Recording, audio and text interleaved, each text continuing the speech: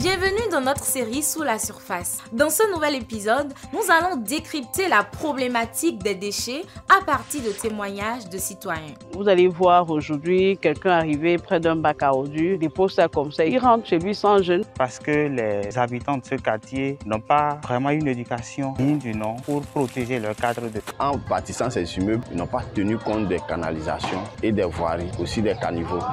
Donc ça crée des réels problèmes d'évacuation d'eau.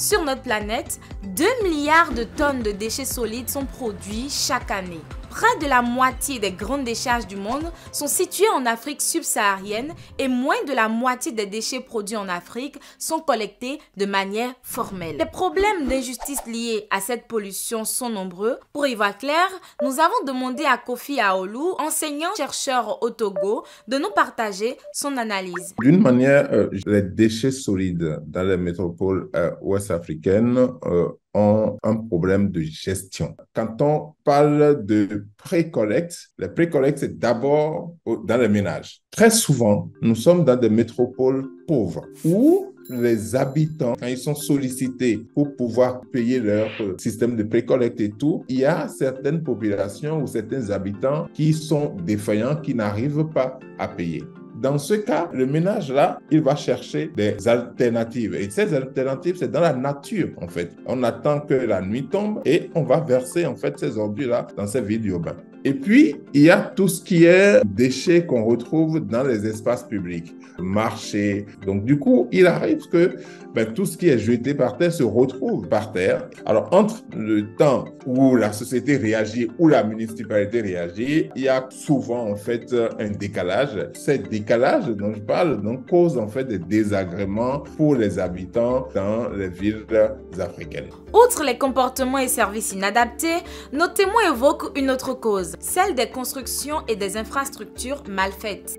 L'étalement urbain a fait que la ville a largement multiplié par 5, par 10, en fait, l'espace qu'elle occupait. Sauf que les infrastructures n'ont pas suivi. Ça pose effectivement un problème de gestion des eaux usées, de gestion des eaux de pluie, de tout ce qui est aussi déchets industriels et tout ça, ça pose sérieusement ces problèmes-là. Et à côté, persiste un problème de base, les financements pour redimensionner toutes ces infrastructures.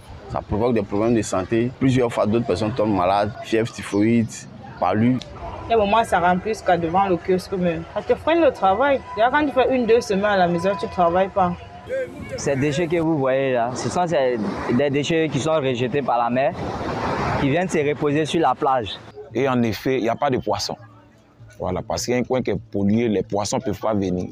C'est depuis 50 ans, mais au fur et à mesure, ça s'aggrave. Nos témoins sont cernés de déchets. Comment les détritus détériorent-ils leur quotidien? Donc, la première des conséquences, elle est environnementale. Les odeurs qui sont nauséabondes, où on ne peut pas circuler, où on ne peut pas vivre, on ne peut pas respirer. Et quand on ne peut pas respirer, ça donne des conséquences directes sur la santé. Et puis, en dehors de ces conséquences environnementales, vous avez des conséquences d'ordre qui relèvent du social. Parce qu'ils n'arrivent pas, par exemple, à aller travailler. Et plus loin, ça peut contaminer aussi les rivières, ça peut contaminer des cours d'eau. Là aussi, c'est des conséquences directement donc, économiques. Avec ces questions environnementales, sociales et économiques, nous sommes au cœur même de la question de la durabilité. Qui doit agir? C'est d'abord l'État, mais à travers les textes de loi sur la décentralisation qui transfère les compétences, on doit pouvoir dire clairement quelle compétence est transférée à quelle échelle. Mais en plus de ces compétences, il faut aussi transférer des ressources pour que, quelle qu'en soit l'échelle, l'autorité concernée puisse jouer efficacement sa partition, mais que les industriels aussi puissent s'occuper des gestions des déchets que eux-mêmes ils produisent. C'est le système de pollueur-payeur. Et troisième élément, associer efficacement les citoyens, les ménages, en les sensibilisant sur les questions de valorisation des déchets, sur les questions de recyclage.